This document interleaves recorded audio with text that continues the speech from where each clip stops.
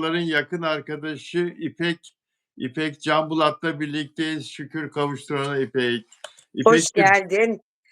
sen hoş geldin. Nasılsın? İyi misin İpek'ciğim? İyiyim vallahi görmeyeli. Çok teşekkür ediyorum. Öncelikle dün için bütün izleyicilerden özür diliyorum. Estağfurullah. Çünkü internette problem vardı. Daha önce de zaten rahatsızdım ama bundan sonra böyle şeyler olmayacak. Yani ne diyeyim?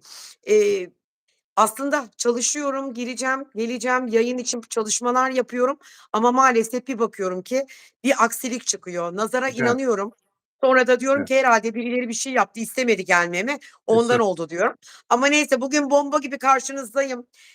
Güzel konularımız da var. Bugün böyle doğaçlama girmedik, biraz çalıştık da geldik açıkçası. Hepiniz hoş geldiniz. Bütün Bilal abinin izleyenleri, sevenleri, dostlar, yurt dışından, o 70 küsur ülkeden katılım yapanlar, Evet. hoş geldiniz. Hoş geldiniz dostlar. Gördüğünüz gibi işte İpek Canbulat bütün enerjisiyle bizlerle Teşekkür birlikte. ederim. Rica ederim. Arkadaşlar hepiniz hoş geldiniz. Dünyanın neresinden, olursa olsun bizi izleyen bütün dostlar, herkes hoş geldi. Yılın bu son günlerinde 27 Aralık Cumartesi saat 18.18 ve gündeme geçiyoruz arkadaşlar. Magazin gündemine geçiyoruz. Elbette ki Afra Saraçoğlu ve Mert Ramazan Demir de var bizim gündemimizde, Ama onlar akışımızda. olmadan olmaz zaten biliyorsun. Olmaz. Peki ama öncelikle sana şeyi sormak istiyorum. İpek, seninle ilgili. Ne yapıyorsun? Kıbrıs'a gidecektin. Gidiyor musun? Tabii ki, tabii ki. Bugün bayağı bir yoğundum. Çok erken kalktım. Hımm. Biraz işlerim de vardı. Daha emin ol ki o kadar yoğun çalışıyorum ki daha emin ol Hayrola? valizi bile hazırlayamadım. Gidiyorum, doğrudur. Tarkan'ın konserine gidiyorum. Hani bu Tarkan'ınki. bahsedilen kişi başı 200-250 bin TL Evet, olan konserin, evet. davetlisi olarak gidiyorum. Oradan da bir Serkan Kaya'yı çok severim. Onun da davetlisi olarak gidiyorum. Dolayısıyla, işte, yılbaşını orada geçireceğim ama tabii ki bu demek değildir ki yayınlara girmeyeceğim, yayınlara gelmeyeceğim demek değil. Biliyorsun ben otelde de kalsam mutlaka yayınlara otelden de katılım sağlıyorum. Evet, salı günü ayın 30'u, çarşamba 31'i, Yapacağız, merak etme, yapacağız. salı günü 19'da yapacağız. Çarşamba günü de saat 15'te yapalım mı? Saat İstediğin 15'te. zaman tabii ki yapabiliriz. Niye yapalım? Yapalım, Çarşamba hiç problem değil. Yaparız Çarşamba, tabii ki. yılın son günü, seninle yayın yapmak istiyorum. Şöyle Yılın ki, son yani günü de yılın son günü mutlaka yapmalıyız zaten. seninle yapmak Eee, istiyorum ama Çünkü 15'te yapmak istiyorum. Çünkü akşam saatlerinde teşekkür ederim Nurhayat Hanım. herkesin programı var akşam saatlerinde. Bizi seyredemezler. Bizim de programımız var elbette. Saat 15'te yapalım. Böyle bir lobide, geri planda çam ağacı filan, böyle güzel yılbaşı konsepti. Ben, Dedikoduları otelden yapacağım zaten. dedikoduları Otelden dedikoduları yapacağım, merak etme. bana Kıbrıs dedikoduları, bana ve Kıbrıs izleyenlerime. dedikodularını veririm. Oradan video atarım size yılbaşı gecesi Atar. Tarkan'dan. Çünkü gerçekten ön platformdayım. Dolayısıyla oradan hem onun hem de Serkan Kaya'nın belki birkaç kişiye daha gidebilirim. Çünkü Sıla'ya da davet ettim. Sıla değil, özür dilerim. Simge'ye de davet ettiler. Belki ona da gidebilirim. Ama bilmiyorum şu anda sadece tek garanti olan Tarkan. Tarkan'ın Sa konserinde olacağım. Sana zahmet, gördüğün insanları not al. Bir konuşalım, merak ediyorum. Kimler kimlerle gelecek? Almaz mıyım? Tabii ki alırım. Sevgililer, Tabii ki. aşklar, gizli kaçamaklar var mı yılbaşı gecesi? İpek Canbulat farkıyla konuşacağız. Neymiş arkadaşlar? Ayın 30'u ve 31'i İpek Canbulat'ta canlı yayın Kıbrıs'tan, magazinin en güzeli gerçekleşecek. Peki, şimdi Seda Sayan, senin yakın arkadaşın Seda Sayan'ı Benim konuşalım. yakın arkadaşım değil, değil. Yakın Nasıl? arkadaşım değil. Olamadık yakın arkadaş Ama kendisiyle. gezdirdin onu, Ama gezdirdin. ama evet, evet, doğru. Kıbrıs'a geldi, görüştük. Ben çok severim kendisini, çok beğenirim gerçekten. Hem Evet, bakımını beğenirim, hem estetiklerini, hem güzelliğini, hem böyle o ağır bir değişik bir duruşu vardır onun, böyle erkek gibi kadındır. Tam böyle erkek gibi. Evet. oturtturmuşlar kadırgalı. Oturtur. Ben Seda Sayan'ı çok seviyorum. Evet, doğrudur. Bundan sanıyorum 4-5 sene önce kadar, Kıbrıs'a gelmişti. Bir tanıdığımın vesilesiyle birlikte arabamla, hatta o gün Safiye Soyman'ın doğum günüydü. Safiye'nin doğum gününü, çok değerli bir arkadaşım var Erdinç. Orada da böyle güzel bir esnaftır. Çok güzel şeyler getirir ve satar. Onun dükkânında kutlamıştık. O gün de, arabayla alışverişe götürmüştüm sevgili Seda Hanım'ı. Ne Hatta ona, güzel. demiştim ki, "Seda Hanım" demiştim. "Hayır, bana Seda Hanım diyemezsin sen, Seda diyeceksin." demişti. Çünkü isimle, yani, tabii ki saygıdan dolayı, abla demeyi düşünürdüm ama Deme aslında sakın. abla değil, kız kardeş gibi. Benden küçük görünüyor çünkü. Kızar. Abla deme, kızar. Kızar. Hakkı değil mi sizce? Kızar. 59 yaşında. Yok pardon, Tamam ama 59 hakkı değil mi 59 sizce? doğumlu. 66 yaşında, aramızda kalsın ama sus söyleme sakın. Sakın. Wikipedia'ya filan girdiğin zaman, kaç yaşında yazıyor orada. Oradaki hesaplara göre 62 yaşında, bütün ansiklopedilerde ama aslında Vallahi görüntü 66 44 gibi yaşında. yani. Hani Görüntü 30 falan demeyeceğim hayır. ama fiziksel Görüntü görüntü 30, 39. 28-30 Ot fizik. Ama şöyle bir 39 en genel fazla. anlamda baktığınızda da 40'lı yaşlarda görülüyor. Ben gurur duyuyorum, çok bakımlı, çok beğeniyorum kendisini ve bu Çok evliliği yakın. de ona çok yaradı. O şimdi unutmuştur. Hemen Evet. hatırlatmak istiyorum, bunu söylemek zorundayım. Bundan 4-5 sene önce yine böyle bir otelde üst katta kahvaltı yapıyorduk. Kahvaltı yaparken gerçekten ona içimden geldi. "Ya, bana da bir şeyler söyler misin?" dediğinde, "Öyle büyük bir aşk yaşayacaksın ki." dedim. Hatta döndü Safiye'ye sordu. "Safiye, gerçekten İpek böyle söylüyor. Öyle büyük bir aşk yaşayacaksın ki tekrar evleneceksin." dedim. Unutmuş olabilir. Belki benim gibi birkaç kişi de söylemiş Ya, olabilir ve bu yorumu ben kendisine yapmıştım. Sonra Çağlar Ökten'le evlendi ve, çok da mutlu. ya Görüntü her o şeyi yani, çok biliyorsun. mutlu, Allah Her bozmasın. şeyi biliyorsun ya. İpek her Çok şeyi beğeniyorum. biliyorsun Evet, ya. ya hissediyorum Bilal abi, gerçek bu. Her Hissediyorum şeyi yani. biliyorsun. Ya benim aşka filan ihtiyacım yok. Ben aşkımı buldum da yine de bana bir bak ya. Ben Kıbrıs'a Bakacağım. geldiğimde bak inşallah. Tamam. Kıbrıs'a Ay, gel, geleceğim. yeter ki gel. Bakmaz mıyım? Tabii ki bakarım. Kıbrıs'a Hem de geleceğim. en güzelinden bakarım. Hem doğum Teşekkür haritası hem yıldızname bakarım. Teşekkür ederim. Herkese her şeyini biliyorsun, her şeyini. Yani, canım İpek. İpekciğim, peki Seda Sayan ne demiş biliyor musun? Ben Ne demiş? ben Marilyn Monroe'dan daha güzelim. Bir kere boy farkı var. O kısa benden. Ona fark atarım. Ben onunla kıyas götürmem demiş. Ya ama efsane bu dediği kadın ya. Hollywood efsanesi. Yani Marilyn Seda'nın Monroe. kendine çok özgüveni yüksek. Gerçekten ben de o kadar o kadar estetiklerle ama Seda'nın zaten doğal hâli de güzel. Yani, sarışın, renkli gözlü, Evet. gerçekten güzel kadın. Seda öyle sıradan bir kadın değil yani. Değil. Şimdi bir insanda altyapı varsa estetiğe açık olur. Tabii canım Yani ben altyapısı yoksa zaten istediğin kadar estetik yap, göstermez yani. Kadının kendi güzel. kadının senin yaşın tutmaz. Sen hatırlamazsın, bilmezsin. Ben onun gençliğini bilirim. Gençliğinde valla Niye öyle diyorsun şimdi gençliğinde yani? Seda'yla da aramızda çok yaş farkı yok. Ben de 54 yaşındayım. Yani çok büyük bir yaş var, var, farkı yok. Bilirim, var, onu var, çok takip ediyordum sıkı sıkı. var. Ya Onun çok güzeldi, bende çok. Estetiksiz de çok güzeldi yani. Onu demek istiyorum. Gençliğinde estetik yaptırmadı. Çok güzel kadındı. Yine çok güzel kadın. Nasıl bakıyor kendine değil mi? bakıyor, Nasıl bakıyor. bakıyor, he? Ama onun bende daha büyük, ona vefa borcum olan daha büyük bir şey var. Nasıl yani? Şimdi yıllar önce Kanal D'de program yapardı Seda Sayan. Program sırasında da ben de hep onu takip ederdim, izler ama gece yayına giderdim ben. Saat 11'de televizyonda program yapıyordum. O dönemde, işte, Doktor'un programında çıkan bir doktor vardı, tüp bebek doktoru. Onu Evet, konuk olarak almıştım. evet. Yıllarca da benim çocuğum olmadı. Yıllarca olmadı. Gidiyorum, geliyorum. Diyorlar ki, işte, Türkiye'nin en büyük profesörleri, "Yok, işte, sen çocuk sahibi olamazsın." İşte, bir raporlar veriyorlar filan. Ya, dedim, açtım Seda Sayan'ı, çıkartmış bir doktor. Bu dedim adamdan çok büyük enerji aldım ama Seda Hanım inanılmaz derecede methediyor onu. Yani, işte, şöyle doktor, böyle doktor, Robert Kolej mezunu. Hiç unutmam, inan 16 sene oldu bak, 16 sene önceyi anlatıyorum. 16 sene. Vay. Sonra dedim ki, "Ya, ben bu adamın numarasını alayım." dedim. Kanala telefon açtım. Onun ekibinden telefon numarasını aldım. Ertesi günü gittim ve gerçekten inanır mısın? Bebeğim oldu. Yani Seda Sayan buna vesiledir. Ben Harika. hiç bunu gururla söylüyorum. Çünkü onun programını izlemeseydim Aytuğ Kolonkaya'ya ulaşamayacaktım.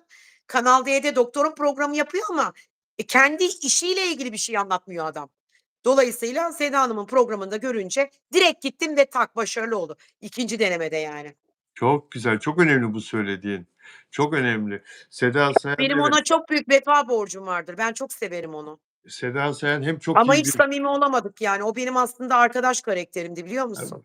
Bak şey yani vaktiniz birbirinize uymamış. Yoksa Seda Sayan öyle arkadaş canlısıdır ki seni Ben çok bırakmaz sevdim yani. onu. Birbirinize Gerçekten çok, kısıtlı 4-5 saat bir zaman geçirdik ama teşekkür ederim Banu. Ama, o 4-5 saatlik zaman diliminde ben ona doyamadım. Hep görüşeceğim zannettim, olmadı ama. Vallahi olmadı. Hep üzüldüm yani. Ya, şeyden, bu vakitsizlikten, o da çok çalışıyor, sen de çok çalışıyorsun. Yoksa birbirinize vaktiniz uysaydı seni çok bırakmazdı yani. Seda Sayan Yani bir benim de gerçekten ekürümdü ve fiziksel olarak, yani beyinsel olarak hitap ettiğim, eee, frekansımın da uyduğu biri. evet, Nelly de Manzano buradaydı demin. Nelly de Manzano, Desde Arjantin, Nelly Hola demin buradaydı. Nelly de buradaydı. Demin bir gördüm. Sana da çok selam söyledi İpek. Sen o Ay, sırada hepsini öpüyorum ben. Sen o sırada Kıbrıs'ı anlatıyordun, Tarkan konserini anlatıyordun gideceğim diye. O sırada Nelly Banu'yu Manzano da çok hola severim, dedi. Banu. Banu Zehra'm vardır benim Küçük Yalı'dan, o. evet, Leyla. Dilek Şenyurt burada mı? Frankfurt'tan Dilek Şenyurt burada mı? Özel abonemiz Dilek Şenyurt. Caner yok galiba bugün. Caner, moderatör ve özel abone Caner. Ümran nerede Kim? peki? Ümran nerede Bilal Valla, abi? demin bir gördüm ama Ümran buradaysan merhaba de, değilsen Teşekkür ha ederim burada bak, Zühreciğim, çok mersi. burada Dilek yok Bilal abi diyor.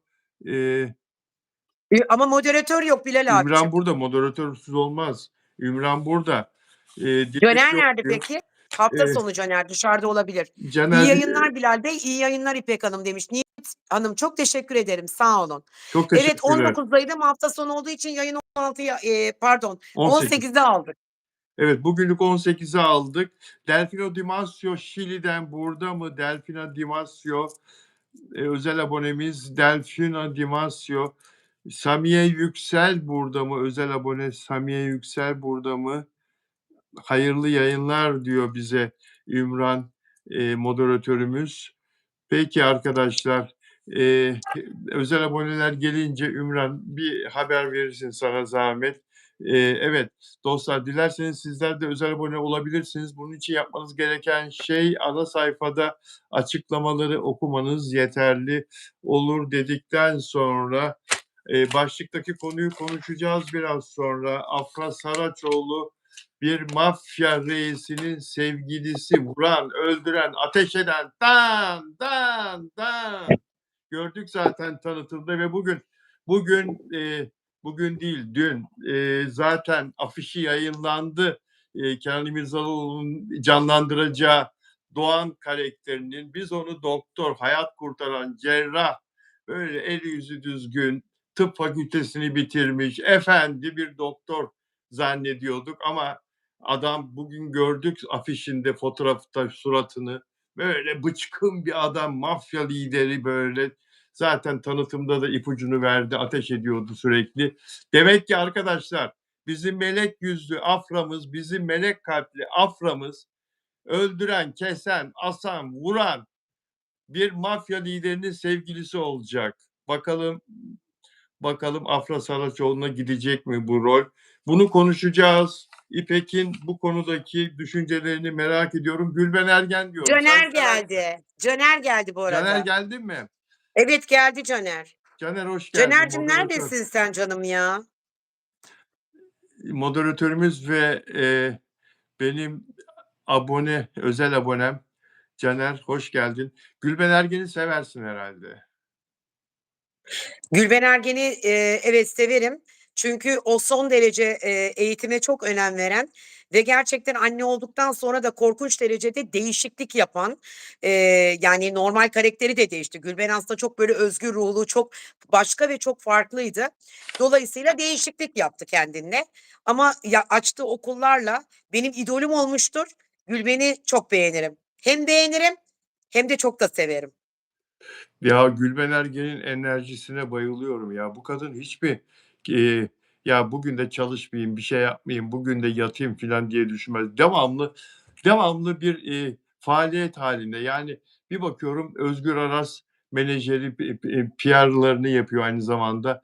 Bazı fotoğraflar, bazı bültenler yolluyor Gülben Ergen'le ilgili. Bilmem nerede konser verdi. Ertesi gün başka bir yerde bir, Çok yoğun, evet. programa çıktı. Sonra bir bakıyoruz bir anaokulu daha açmış.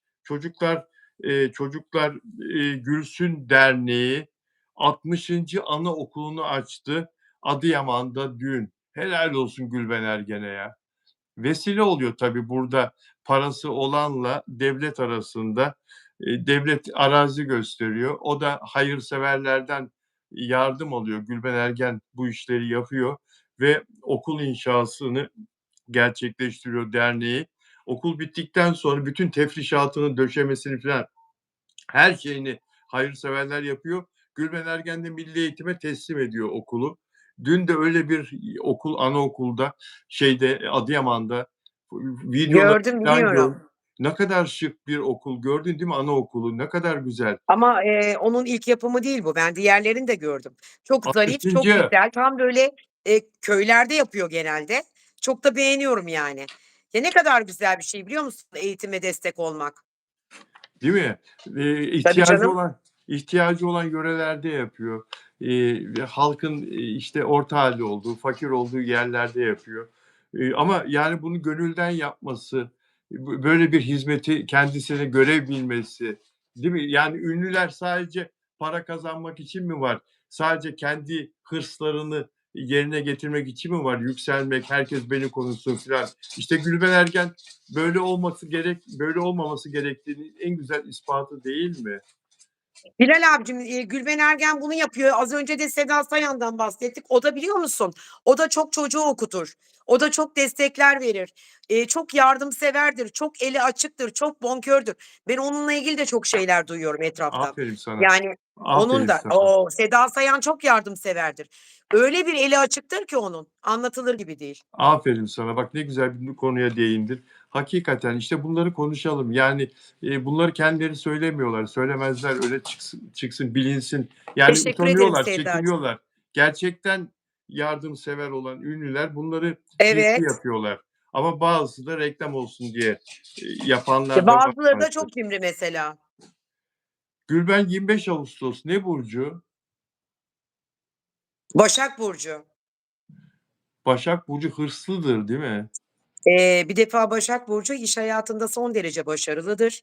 Aynı zamanda çok böyle atik ve çeviktir. Çok erken kalkar, uyumayı sevmez. Heh, Hatta uykunun, belli bir zamanı, yani kendi vücuduna, gerekli olan dilimine kadar uyur. Geri kalan bölümünde mutlaka sabah erken kalkıp işlerini ona gün yetmez yani, öyle söyleyeyim. Ve iş hayatında çok başarılıdır. Ben erkek kardeşimden biliyorum. Benim erkek kardeşim de böyle Doğuş Otomotiv'de yani yönetici pozisyonunda bir çocuk. Çok düzenli, intizamlıdır. Bir defa, hayatlarından bir de attığı insanı tekrar sokmazlar. Kolay kolay kimseyle barışmazlar. Küstüyse biter, dostluğu orada noktalanır. Öyle de bir durumları vardır. Yani affedici değildir Başaklar. Başak. Çok Başak tek çizgisi vardır. Başarı, çalışmak, düzen, intizam. intikam mı dedin? İntizam. İntizam. Evet, düzen, başarı. Evet. Bugüne kadar Gülben Ergen 12 yıl oldu yapılalı bu dernek, Çocuklar Gülsün Derneği, Gülsün diye derneği. 12 yılda 60 anaokul açtı. Bu okullardan 30.000 öğrenci mezun olmuş. Onun açtığı anaokullarından. Çok güzel bir rakam. Düşünsene. O anaokulları Gülben Ergen açmasaydı o bölgelerde, yoksul bölgelerde o çocuklar okula gidemeyeceklerdi. Yani anaokulundaki eğitimi Çok alamayacaklardı. güzel yaptı. Ne kadar sevap biliyor musun şu 3 aylarda? Ne kadar sevap, ne kadar sevaba girdi. Çok Çok. sevindim. Sanki hep de böyle timing'ini öyle yakalıyor. Daha öncekilere de çok dikkat ettim. Ya, Ramazan'da yapıyor bunları ya da böyle özel günlerde yapıyor. Bu bir tesadüf olamaz. Bunu bence hesaplayıp bitiriyor. Şimdi aslında, bak yine güzel bir konuya değindin. Aslında bu okul, Adıyaman'da açılan okul ocak ayı içinde açılacaktı ama yılbaşından önceye yetiştirmek için çaba gösterdiler. Evet, Yılbaşından önce evet. yetişsin, herkes o coşkuyu yaşasın, yılbaşı öncesi. Zaten, hani, şu son günler herkes bir heyecanlı ya, yeni yıla giriyoruz filan diye. Böyle bir kutlama gibi olsun istendi ve çok güzel gerçekleşti açılış. Özel olarak çaba gösterdiler. Şimdi, mart ayında da Tokat'ta bir ilçesinde, bir köyünde açılacak anaokul. Tebrik ediyoruz Gülben Ergen'i buradan bir kere daha.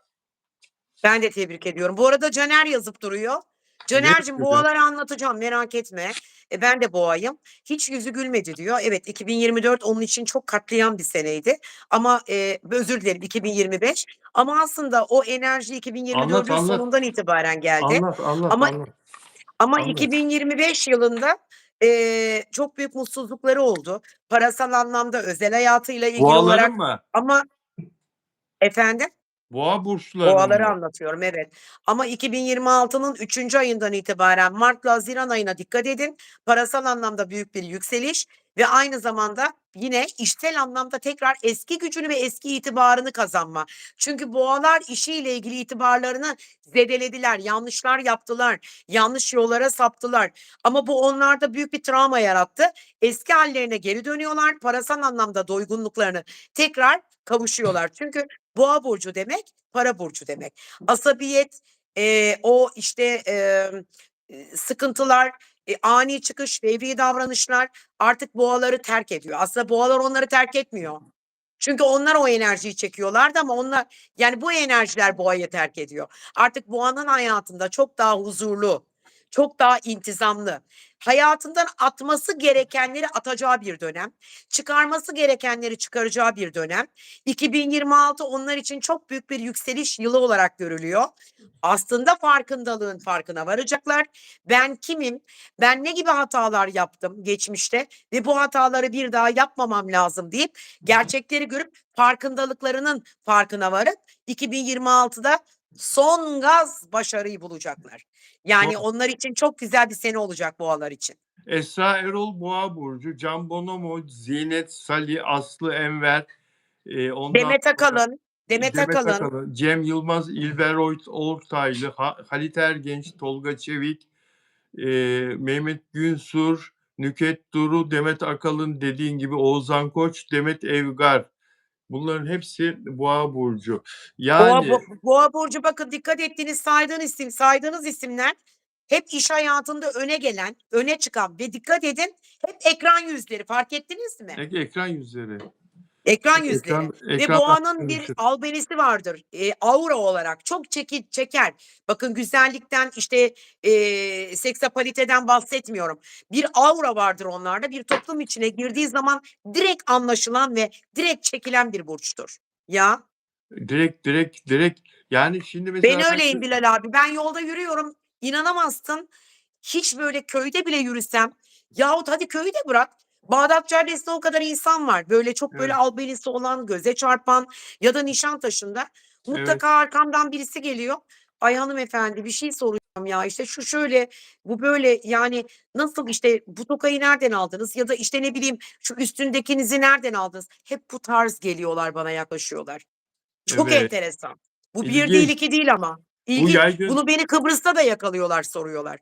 bu yaygın enerjiyle de ilgili. Peki, senin çok sevdiğin bir konu, zaten çok sevdiğin bir Neymiş acaba oyuncudan, merak ediyorum. çok sevdiğin bir komedyenden, sevdiğini tahmin ediyorum. Yasemin Sakallıoğlu. Ay, Sever misin? gerçekten hastayım ona. Allah'ım. Hasta mısın? Laz kadını taklitleri yapıyor. Çok Laz güzel kadını. yapıyor. Evet, evet, Ama çok güzel yapıyor. Laz çok kadını başarılı. taklitleri. Çok Hele başarılı. Demiş yılbaşında ki kadınları yapmış. Son yayınladığını gördün mü Instagram'da? yok Olamaz göremedim. böyle bir şey. Öyle mi? Bakacağım. Olamaz böyle. Lütfen sonra izle. İşte böyle İzleyeceğim. evde kalmış kadınları yapıyor.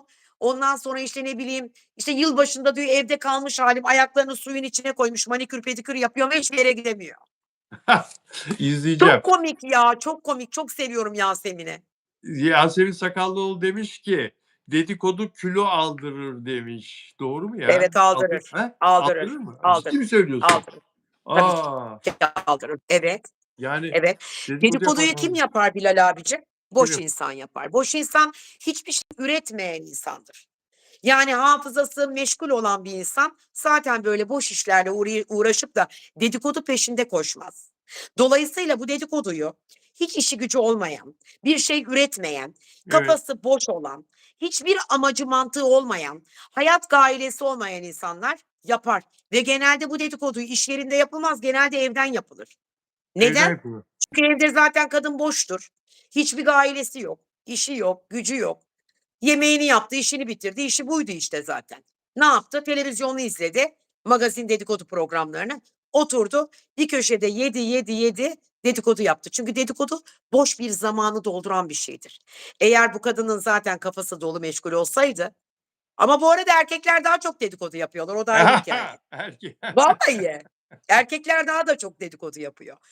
Yani Dedikodu tabii ki kilo aldırır. Çünkü boş olduğu için kendini yemeğe verir, dedikoduya verir. Yani boş işlere verir. dedikodu kilo aldırır, onun adrenaliyle yersin demiş. Yemek masasında herkes sussun bence demiş. Ben dedikoduyu bir tek eşimle yaparım diye de eklemiş. Bir tek kocasıyla yaparmış Yasemin Sakallıoğlu. Yani, Çok dedikoducu erkekler de var. Sadece kadınlar değil yani. Aslında şimdiki erkekler kadınlardan beterler.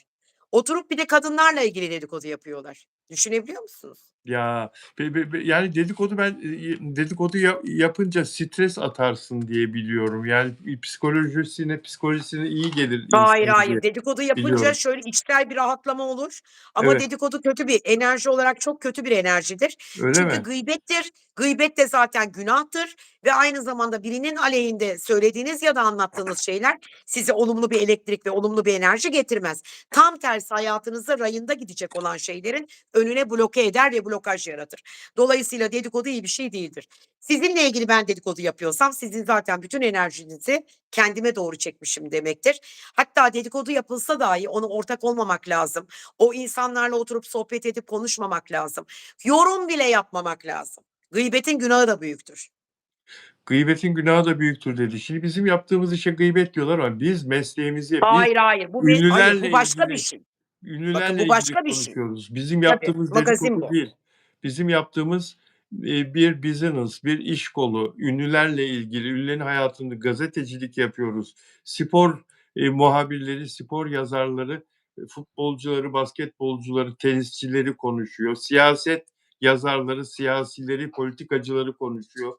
Magazin yazarları da magazin ünlülerini konuşuyor. Bizim mesleğimiz bu. Dolayısıyla biz gıybet yapmıyoruz. Yorumlarda filan bazen öyle yazıyorlar da onun için, laf gelince söylemek istedim. Peki, ya Güler Hanım da yazmış, akrepler kadar düşünceli yok. Yani, akrep burcu bir defa son derece bütün zehirini kendine akıtır. İnsanlara, topluma hiç zarar vermeyen, kendi halinde naif, çok ince ve hassas bir burçtur. Hep onlar için derler ya, aman akrep tehlikeli bir hayvan olarak biliriz biz. Hani, böyle soktuğu zaman zehrini akıtan ama maalesef o zehrini başkalarına değil, kendine akıtır. Ama akreplerin geçtiğimiz sene sıkıntıları oldu özel hayatıyla ilgili. Boşanmalar, ayrılmalar, evlilikle ilgili sarsılmalar. Akrep dedikoduyu sevmez ama hep akreple ilgili dedikodu yaparlar. Bu kadar kısa bir akrep anekdot verdim. Fazla anlatmadım size. evet. Peki Asena, oryantal dansöz Asena, ünlü İbrahim şarkıcı Tatlıses'le İb barıştı. İbrahim Tatlıses'le barıştı. İbrahim Tatlıses yılbaşı, programını Star TV'den yılbaşı gecesi programının çekimlerinde Asena çıktı, dans etti. 23 yıl sonra onlar Barıştılar. 1997 yılıyla 2002 yılları arasında büyük bir aşk yaşamışlardı. Derya Tuna'yı, İdo çocuğu oğlu İdo'nun annesi Derya Tuna'yı Asena ile aldatıyordu İbrahim Tatlıses o yıllarda ve, sen o yılları küçüktün ama yine Ki hatırlarsın ben değil biliyorum mi? o yılları, çok iyi biliyorum. Çünkü benim bir arkadaşım vardı, onun evine gelip gidiyordu Asena. Evet, O dönemde de evet, hatta ben anlattım ya size, beni bu durumlara getiren, benim astrolog olmama, enerjiyle uğraşmama ve bu yorumlarımı ve aynı zamanda psikik güçlerimi ilk keşfeden kişi İbrahim Bey'dir. Onun kanalında program yaptım, Tatlıses TV'de. Hiç unutmam, müdürümüzün adı da Ergin'di. 20 küsur sene oldu. Beni ilk keşfeden insandır İbrahim Tatlıses.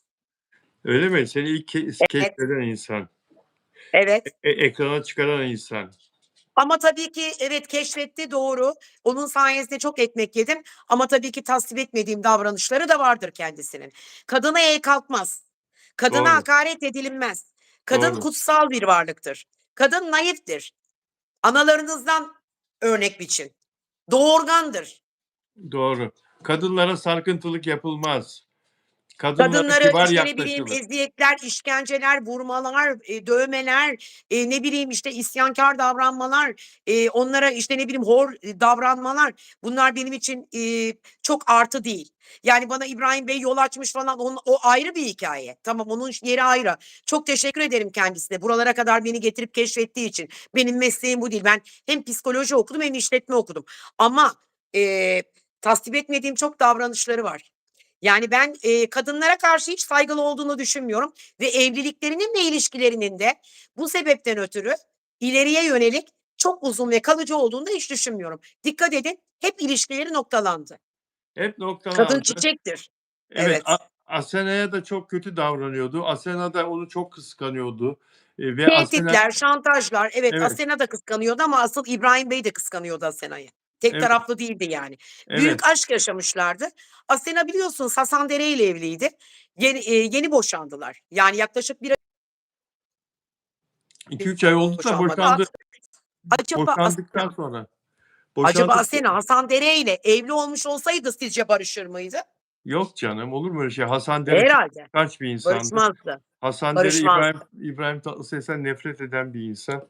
Öyle bir şey olmazdı. Ya, Hasan Dere, yani kocasından Asena boşandıktan sonra oryantal dansa geri döndü.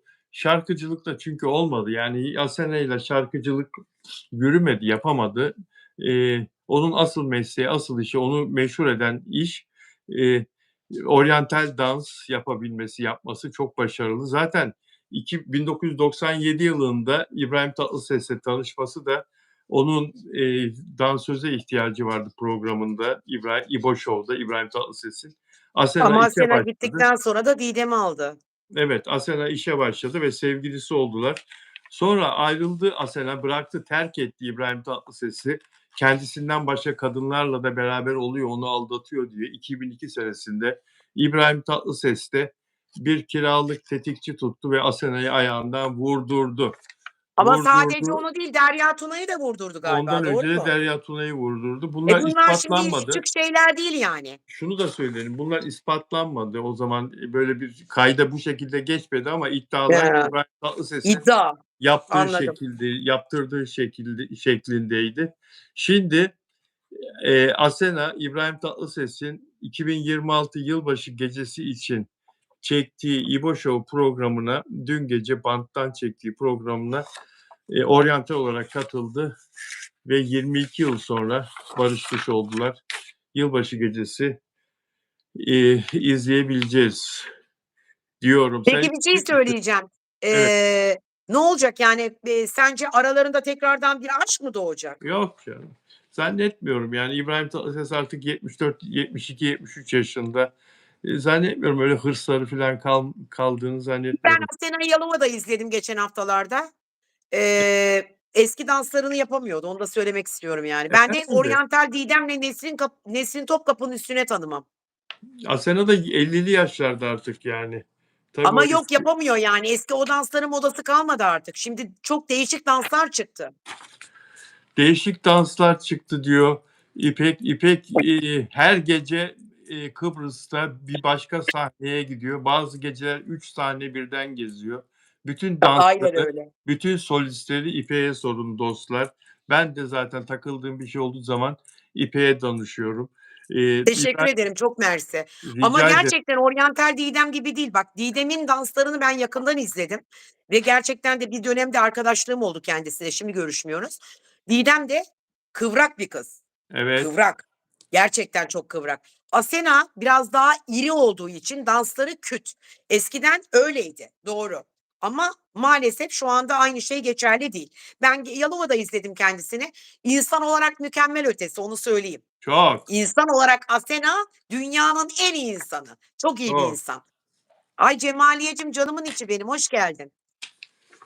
Cemalettin kim? Ha, Cemalettin değil, Cemaliye. Kıbrıs Anladım. isimlerinden bunlar bak, Kıbrıs isimlerinden Cemaliye. Kıbrıslılar öyle takarlar isimleri. Öyle mi? Cemaliye çoktur Kıbrıs'ta.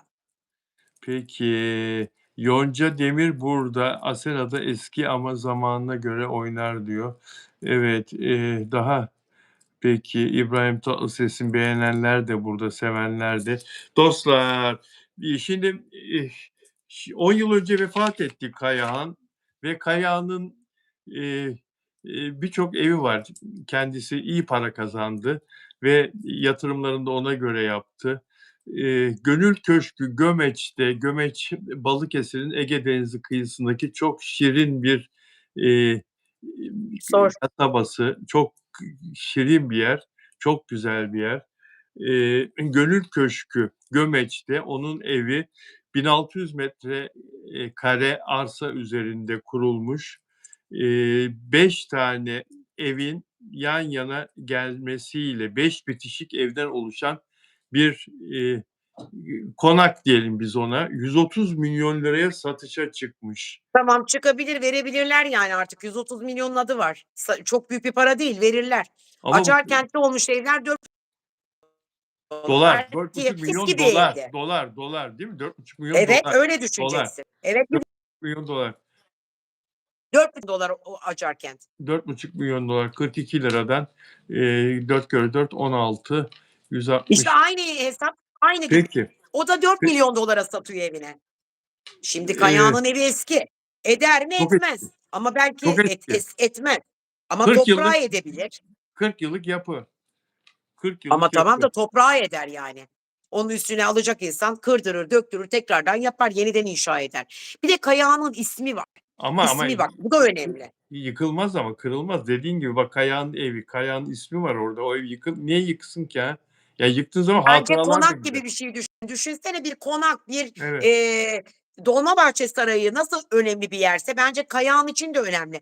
Ama şöyle söyleyeyim, ne olacak acaba bu satılsa, karısıyla kızı mı bölüşecek bunu? Ne Tabii, olacak? tabii, tabii. Beste de Mirasçıları. faydalanacak galiba kızı değil mi? 2 kızı var. Onlar mirasçısı ve karısı, son karısı İpek Açar.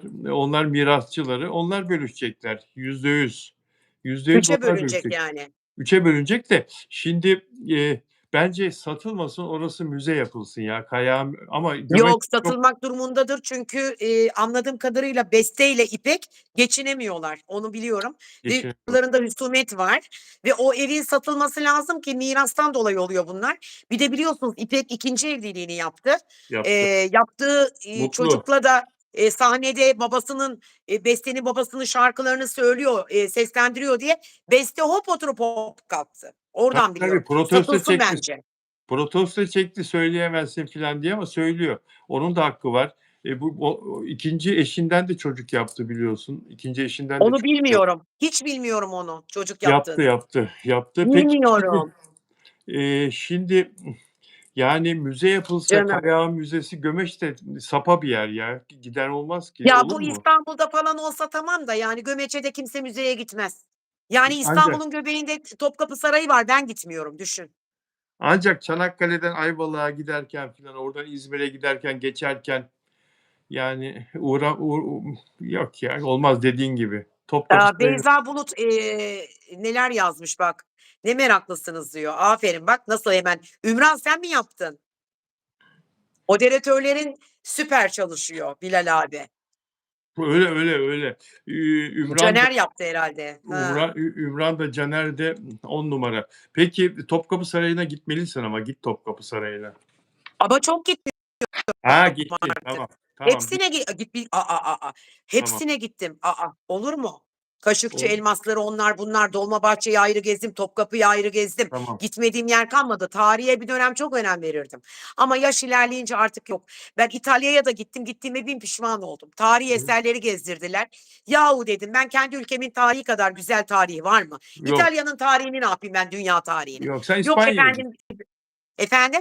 Sen Barcelona'ya git, Paris'e git, Hayır İtalya. canım, girersem oraya niye oraya gideyim? Andorra'ya giderim direkt. Ha, Andorra. Direkt senin memleketin Andorra. Çok seviyorsun orayı. Andorra tabii. Çok Ben seviyorsun. orada doğmalıymışım. Öyle Ben mi? orada Erkekler doğmalıyım nasıl orada? gerçekten. Yakışıklı, boylu postlu mu? Erkekleri nasıl? Yoksa böyle İspanyol erkeklerini beğenmiyorum. İtalyan erkekleri gibi değil. Hayır, çok kabalar. İspanyol erkekleri çok kaba.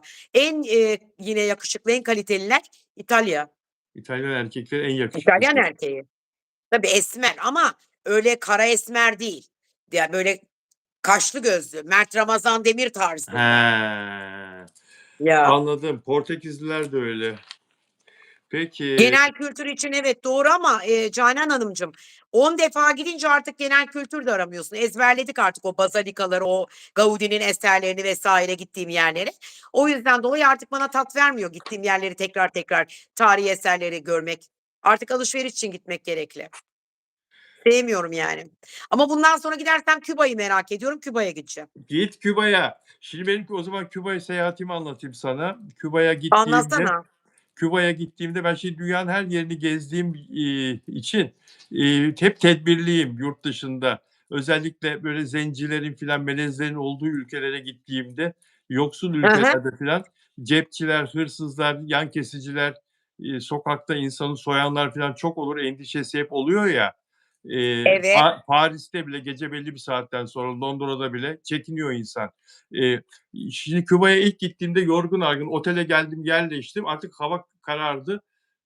Çıktım camdan dışarıya bakıyorum, sokağa bakıyorum. Sokak lambasının altında bir grup böyle genç, zenci tipler. Çıkacaktım dışarıya. Ya onları görünce çekindim. Oradan geçmem lazım çünkü. Onların olduğu yerden çekindim, çıkmadım dışarıya. Zaten yorgundum. Lobiye indim, restorana gittim falan. Otelde oyalandım, yattım, uyudum. Sabahleyin bizim rehbere sordum. Dedim böyle böyle 5 tane tip gördüm esmer. Çıkacaktım çıkmadım. Ya niye çekiniyorsun abi dedi. Burası Küba dedi ya. Hiçbir şey olmaz. Git onların Teşekkür yanına. ederiz. Ya onların yanına git, aralarından geç, hatta onların hatırını sor. Burada hiçbir şey olma. Hakikaten sonra bir tanıdım Kübalıları. Bu kadar sıcak, bu kadar yardımsever, bu kadar iyi insanlar. Şaşırdım, evlerine davet ediyorlar, evlerine gidiyorsun, ikram etmek için kendilerini paralıyorlar filan. Çok, çok, çok güzel insanlar, biliyor musun? Hiç böyle bir polisiye olay filan da olmayan tertemiz bir ülke. Küba'ya Çünkü mutlaka git. polisiye olaylarının olabilmesi için, eee, açık konuşmak gerekirse ya da ne bileyim, işte, bu rezillikleri hepsi para için yapılan şeyler. Materyal işin içine girdiği zaman sıkıntılar çoğalıyor. Küba'da öyle şey yok ki. Adamların parayla alakası yok. Şimdi o zaman daha fakirlerdi. Benim gittiğimde 20 sene evvel daha fakirlerdi. Gece bir Evet. taksiye bindim. Bizim eski Murat 124'ler gibi taksiler de var. Plymouth'lar, şeyler de var. Chevrolet'ler, Amerikan eski arabaları filan da var. Bir taksiye bindim. Gideceğim yerin fiyatının ne kadar olduğunu biliyorum. Çok cüzi paralar. Diyelim ki mesela $1 gideceksin. Adam benden, $3 gibi bir para istedi ve mutlu oldu ben ona öderken. Beni kandırdığını zannediyor ve mutlu oldu. Ufacık ufacık farktan, benden ufacık bir fark aldı. İnanamıyorum Bu yani. kadar fakir Vallahi ülke, billahi. bu kadar yoksul ülkeler, bu kadar fakir ülkeler, insanlar, yani, mutlaka gitmelisin. Herkese tavsiye Bir tek ederim. orası kaldı zaten çok merak ettiğim. Çünkü Asya'nın hepsini gezdim. Malezya'dan tut Tayland'a kadar her yere gittim, Kamboçya'ya kadar. Ama Küba'yı çok merak ediyorum gerçekten. Ama şimdi sırada o yok. Şimdi ilk önce önümüzdeki gidiyorum Kıbrıs'a, geliyorum döner dönmez hemen Kars'a gidiyorum, bir Erzurum Kars'a. Bir Doğu Ekspresi var biliyor musun Doğu Biliyorum, Ekspresi'ni? biliyorum. Biliyorum, Çok biliyorum. seviyorum onu. Onunla gideceğim Doğu He, Ekspresi'yle. macera. Çok güzel, çok güzel. Severim. Çok güzel. Doğu Ekspresi harika. Ben onun şeyine bindim. Şark Ekspresi olanına bindim. Buradan, şeye gittik. Ankara. Venedik'e. O Şark Ekspresi var ya, Tamam Şark nereden kalkıyor Ekspresi. peki? Benimki mesela Ankara'dan kalkıyormuş. Agatha Christie'nin romanındaki Şark Ekspresi. Sirkeci'den kalkıyor. Onun belli programı var. Ona bakarsan bazen Venedik'e, bazen Paris'e, olan seferleri var. Bizimki Venedik'eydi. Ben davetli gitmiştim. O zaman Dilek Sabancı'ydı Türkiye temsilcisi. Dilek Sabancı Turizm, Sakıp Sabancı'nın kızı. Turizm şirketi vardı. O davet etmişti. Onunla gitmiştim. Çok güzel bir seyahatti. Eee, ama bu Teşekkür ederim Feride Hanım. Hı. Kars'a giden ekspresin de tabii onun da çok methediyorlar. Çok güzel bir seyahat olduğunu söylüyorlar. Kenan Erçetingöz gitmişti. Kenan yaza yaza bir hâl olmuştu sayfasında. Bundan 7-8-9 sene evvel. Kars seyahatini. Senin İşte gittiğin herhâlde Kıbrıs. ben de yazarım artık. Yaz, yaz, yaz. Evet, şeyi konuşalım. Şimdi bu Afra Saraçoğlu'nun dizisiyle ilgili sen yokken ben burada aldığım bazı bilgileri paylaşmıştım. Çağla karakteri, avukat Çağla karakteri restoranda yemek yerken Teşekkür ederim. boğazına Hı, bir şey takılıyor Çağla karakterinin ve Çağla'yı kahraman doktor kurtarıyor. Bu Doğan kurtarıyor. Tanışmaları öyle oluyor. Senaryoyu böyle revize etmişler. Zaten yeniden çekildi. tamam. Birinci bölüm anca çekildi bitti. Ve 1 Ocak Perşembe gecesi yayınlanacağı söyleniyor dizinin. İlk bölümün yayınlanacağı Güzel bir söyleniyor. tarih, biliyor musun tarih olarak? Çünkü yeni bir yıl, yeni bir başlangıç, güzel bir enerji, yeni bir enerji. Şimdi enerji olarak açıklarsam böyle açıklayabiliyorum. Ve aynı zamanda yine, tutulmaların sona erdiği, kafalarımızın karışıklıklarının gittiği, tam böyle fresh bir zaman. Çok güzel bir tarih olmuş bence. Ve aynı gece Survivor başlayacak aynı saatte TV8'de. Bir de bu dizi de ATV'de yayınlanırsa bu dizide 2 önemli yayın karşı karşıya gelecek. Kıran kırana bir reyting savaşı olacak diye düşünüyorum.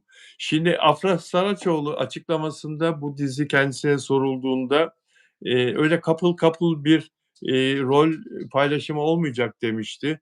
Yani aşk yaşanmayacak demişti.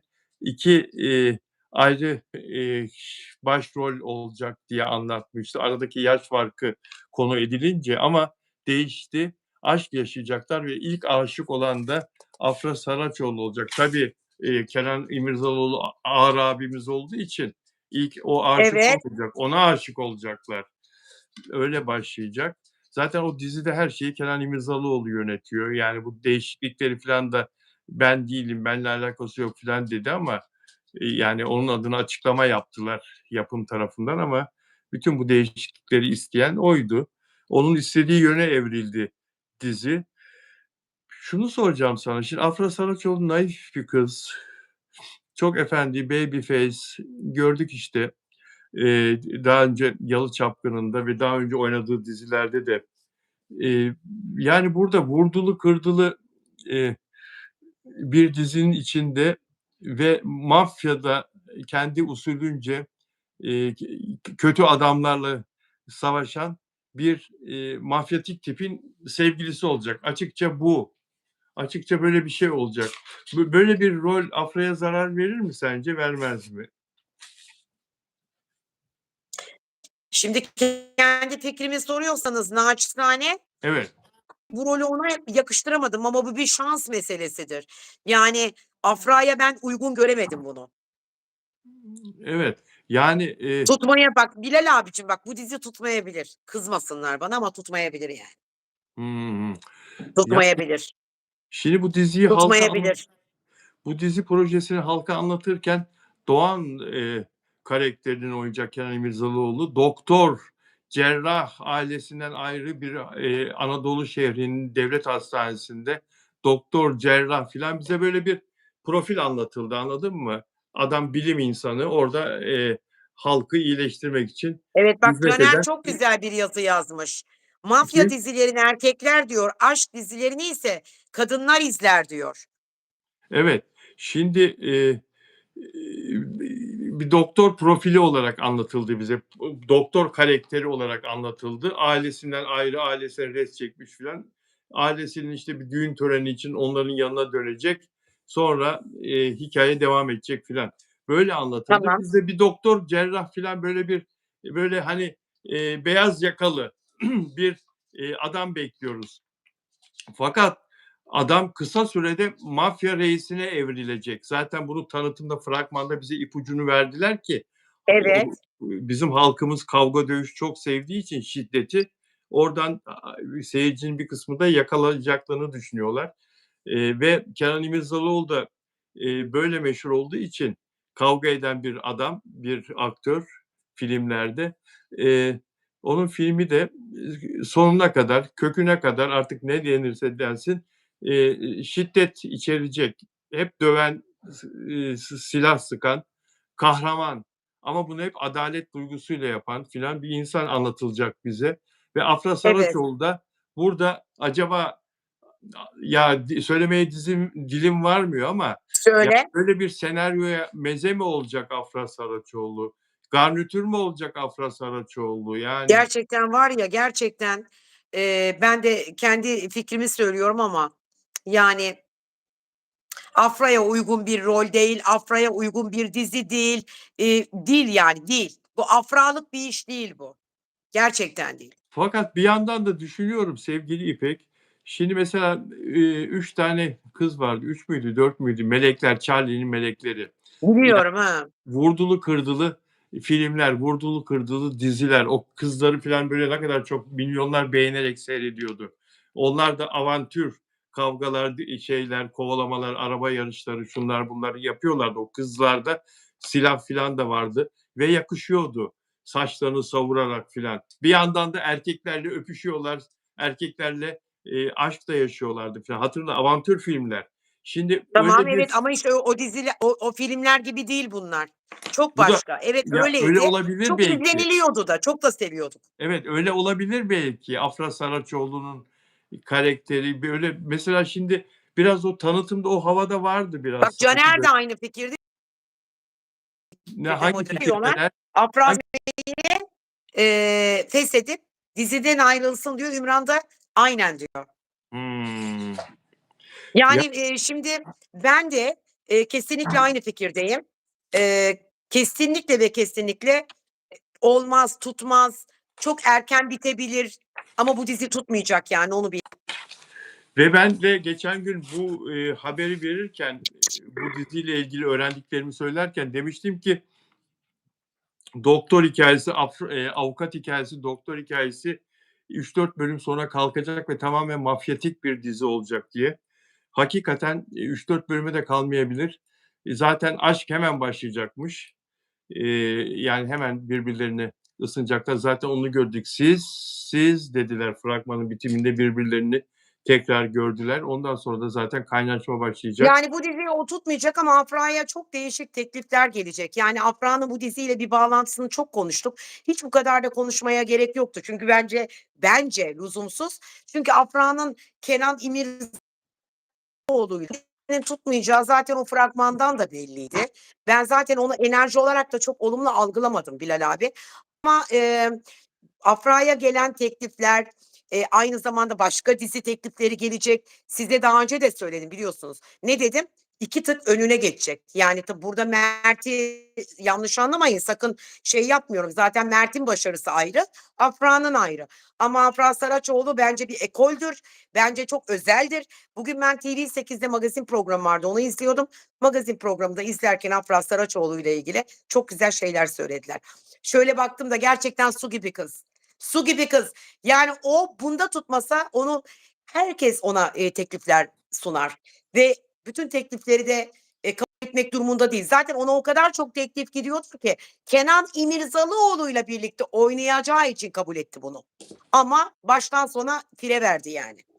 Yani, o bu magazin programlarında çok güzel şeyler söylüyorlar dedin de, Bulgari'den $1.000.000'lık teklif geldikten sonra Afra Saraçoğlu ile ilgili çok güzel şeyler söylemek o kadar kolay ki. Çünkü onu Evet, evet, evet, dünya evet. devi bir mücevher firması baş tacı yapmış. Ona büyük değer vermiş. Önemli olan Afra Saraçoğlu sıradan bir oyuncu gibi görülürken onunla ilgili geleceği görüp güzel şeyler söyleyebilmekti. İşte bunu burada, 3 yıldır biz yapıyoruz.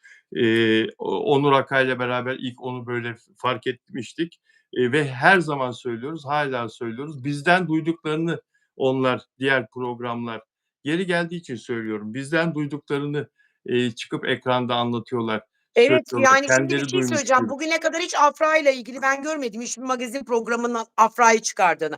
Ne oldu da bu Bulgari firmasıyla sözleşmeden sonra yahut da diğer yerlerden gelen sözleşmelerden sonra ne oldu da bir anda böyle bir, magazinlere falan düştü bu Çünkü haber? gerçeği gördüler, kafalarına dank etti. "Vay!" dediler, "Hakikaten biz bunu görmüyormuşuz bu kız ama bu kız hakikaten değerliymiş." dediler. Çünkü bir, oyuncunun değerli olup olmadığını, iyi olup olmadığını, başarılı olup olmadığını hâlâ anlayamıyorlar, not veremiyorlar. O kapasiteleri yok. Yani gazetecilik kabiliyetleri yok. Zaten çoğu da gazeteci değil. O ekrandakiler filan artist. Onunla bununla beraber olup para almak için, kafa koparmak için, bir şekilde o koltuklara oturan, o masalara oturan kadınlar da var.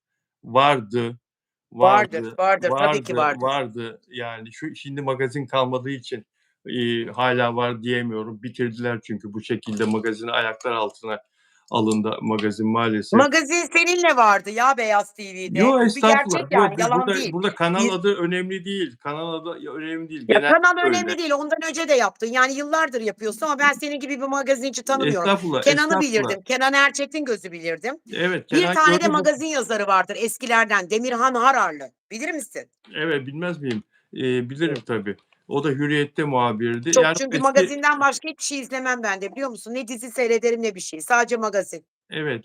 Peki, şimdi Mert Ramazan Demir bu arada, hiç ön planda değil. Mert Ramazan Demir'i soruyorlar. Mert Ramazan Demir'in her şeyi çok iyi arkadaşlar. Sağlığı da iyi, ilişkisi Neden de. değil? Çünkü zaten burcuyla alakalı. Mert Ramazan'ın burcu Kova. Evet, Kova burcu şu anda durgun, beklemede ama öyle bir atak yapacak ki her yeri, her şeyi sollayacak, gidecek. Yani o şu anda bekleme döneminde. Mert'in şu an hiçbir şeye ihtiyacı yok. Ne poplanmaya ihtiyacı var, ne reklama ihtiyacı var, ne paraya ihtiyacı var. Mert Ramazan Demir, bir ekoldür, bir, markadır bence. Dolayısıyla da önümüzdeki zamanlarda da o markayı daha çok yani genişletecektir. Ben olaya başka pencereden bakıyorum. Mert'in başarılarını konuşmak yerine aslında Mert'in önümüzdeki sezonda neler yapabileceğini hep hayal ediyorum ve bununla ilgili de olumlu yorumlar yapıyorum kendi kendime. Bir defa burcu yükselişe geçecek. evet. Kafası biraz karışık. Daha önce de söylemiştim, hataları var. Ona bir abla olarak keşke, nasihat verebilsem, keşke bir şeyler söyleyebilsem. Yanlış ve olumsuz insanlarla arkadaşlık yaptığı için çok kıskanılan, çok da göz önünde bulunulduğu için enerjisini ve aurasını düşürmeye çalışan güçler var. Onlardan biraz uzakta durması lazım. Arkadaş çevresini biraz değiştirmesi lazım. Biraz daha yalnız ve aklı selim takılırsa çok daha güzel yerlere gelecek. Zaten yerlerde de güzel yerlerde ama çok daha iyi yerlere gelecek. O yüzden şu an onunla ilgili fazla yorum yapmak istemiyorum. Çünkü yılbaşı geçtikten sonra onlara bir kere daha bir bakım yapacağım. Ama, baktığım kadarıyla en son zamanda burcuyla alakalı bir defa başarı, zeki, çevik, atak. Belli bir zaman tabii ki o enerjisini yok etti ama bundan sonraki zamanda o enerjisi yerine gelecektir diye düşünüyorum. 8 Ocak tarihi itibarıyla tüm kovalara da söylüyorum, buradan duyuruyorum. Parasal anlamda lütfen har vurup harman savurmayın. Çünkü size paranın çok böyle lazım olacağı bir sürece gireceksiniz. Biraz daha paranızı, tutun. Yani nasıl anlatayım? Çok fazla böyle pinti de olun demiyorum ama, eee, müsrifliklerden kaçının. Neden 8 Zaten bu Ocak? biliyorsun. Neden Çünkü 8 Ocak? kovaların böyle bir müsriflikleri var. Ya, bunları yapmazlarsa zaten hedeflerine nail olabilecekler ama Mert'te de böyle bir şey var. Çok aşırı para harcıyor. Çok harcı. Yanlış. Bravo, bak bu Tabii. nasıl bildin? Çok Evet, çok harcı, harcıyor. çok Harcamayacak, harcı. parasını tutacak. Gençken zaten şu bardağı doldurabilirsin ya da o tası doldurabilirsin. Belli bir yaştan sonra sana ne iş verirler? Yani bu genel anlamda söylüyorum, Mert için değil. Onun için akarken doldurmak lazım ki ileriki zamanlarda rahat edebilesiniz diye. Bunu bir abla olarak söylüyorum Mert'e. Ama Afra öyle değil. Afra'nın biraz eli sıkı. Afra çok, daha tutumlu, çok Ya, fazla Afra'yla tutumlu. Mert'in arasında tabii ki karakteristik farklar da var. Bunların doğum haritalarında gezegenler de farklı. Bir tanesinin mesela gezegeni Mars, bir tanesinin Uranüs geçiyor. 4. karelerinden 20 işte açılarına baktığım zaman sert açılı Afra'da. Afra'nın tarzına bakın. Ne kadar Afra'nın tarzı böyle, soğuk, donuk. Mert nasıl? İnsancıl, hayata bağlı, pozitif. Farklı karakterler, farklı yıldızlar, farklı gezegenler. Dolayısıyla farklı burçlar. Zaten ikisinin de burcunda ortak nokta var. Tek bir ortak nokta var, sevgi elementi. Yani, ve şans elementi, Jüpiter. Bunlara Hımm. Jüpiter kavuşumda bulunuyor. Yani şansları çok yüksek ikisinin de. İkisi de şanslı burç. İkisi de şanslı burç. Peki, Evet. senin, nasıl ulaşabileceğini soruyor insanlar sana. Hâlâ bana yazıyorlar. "İpek Hanım'a nasıl ulaşırız? Ama Kendisine ben bunu hep bakım Caner'e yaptırmak söylüyorum. Caner diyorum, "Ne olur yayın bakım öncesi benim yaptırmak mümkün mü? ben." Bakım yaptırmak mümkün mü?" Böyle arayanlara, soranlara Vakit ayırabiliyor musun bakım yaptırmak isteyenler? Bilal abicim, inanır mısın? 22 seansım vardı dün değil evvelsi gün. Ancak dün gece bitirdim. Uykusuzdum, sıfır enerjiyle. Şuraya seni kırmamak adına geliyorum, inan. Yoksa normalde televizyonda bir yönetmenim vardı, o yapıyordu bunları. Çok yorgun olduğum zaman ya da inanılmaz yorgun olduğumda, tabii Tuzla'dan ta İstoçlara gitmek zor olurdu. O yüzden dolayı da hep telefon açardım. Ay, Allah selamet versin Cahit'e. O da şimdi şeyde, Survivor'ın, Acun'un yönetmenliğini yaptık. Uzun bir dönem yoktu zaten, o adadaydı. Onunla çalıştım. Uzun yıllar çalıştım. Telefon açardım, "Çok hastayım ya." "Hayır, sen hasta değilsin. Ben inanıyorum ki arabaya bindiğinde sen profesyonelsin bu konuda. Makyajını bile araba kullanırken yaparsın." derdi. Yayına gerçekten bomba gibi giderdim ve çıkardım. Öyle de bir Ya, enerji vardı. ya, Öyle de bana bir geçiyor enerji. nazın. İnternetim yok dediğin zaman bir şekilde bağlan diyeceğim sana. Sıkı şeye çık, uzaya çık, Tamam, bağlan yaparım diyeceğim. ben, yaratırım imkânlarım eğer Yaratırsın. gerçekten elverişli imkânım varsa yaratırım. Peki canım Bana benim. ulaşmak zor değil. Şaka söyle. Öncelikle, Evet, evet. benim Instagram adresim var. Bu Instagram adresimde, İpek Astro. Ben bunu Caner'e de söylüyorum. "Caner, yazabilirsin sen. Etiketle, oradan yazabilirsin Caner'cim." Aslında bunu hiç söylemek istemiyorum, biliyor musun, her Olsun, yayında olsun. Söyle, Bilal abi. söyle, söyle, söyle. Gerçekten. Söyle. İpek Astro Evet. Instagram adresim. YouTube'da da bulabilirsiniz. İpek Can Bulat adıyla da arayabilirsiniz. Facebook'ta da İpek Ünlü Koç adıyla da arayabilirsiniz. Yani gerçekten ulaşmak zor değil. Oradan zaten iletişim adreslerim de var benim. İpek Astro ya da İpek Ünlü Koç yazdığınızda mutlaka karşınıza çıkacağımdır yani. Eee, Ya da Bilal abi, sen beni bazen zaman zaman biliyorsun etiketliyorsun. Etiketledim. Etiketinden de görebilirler. Bugün de etiketledin Instagram'dan. Görebilirler. Ben, yılbaşından sonra da yoğun oluyorum ama, eğer tabii ki, bana lazım ve lüzum oldukları dönemde ulaşmak istiyorlarsa dediğim gibi İpek Astro Instagram adresi. Evet, bak yazdı Caner. Yazdı. Oradan da, bana arkadaşlık gönderebilirsiniz. Ben doğum haritası çıkarıyorum ve yıldızname bakıyorum. Tabii ki bununla ilgili olarak enerjileriniz, blokajlarınız, sıkıntılarınız yahut da çok kafaya taktığınız bir durumlar varsa bunlar için de size destek olabilirim. Problem değil.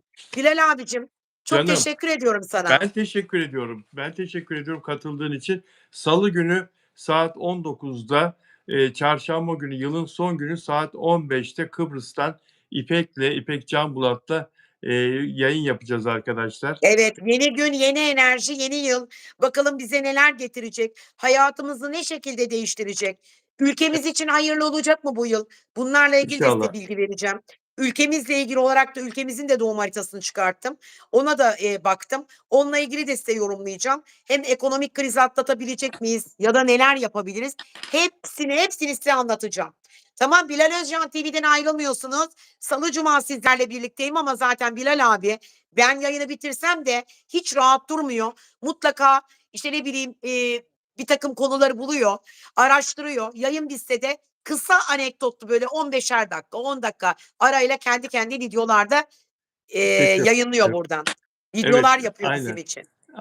Aynen canım benim. Çok teşekkür Gayecim, ederim. teşekkür ederim canım benim. Gaye yazmış bize. He, Bilal abi, tamam. İpekçim çok güzelsin. Teşekkür ederim Gayecim, çok sağ ol. O Çok senin teşekkürler güzel görüşün dostlar. tatlım benim.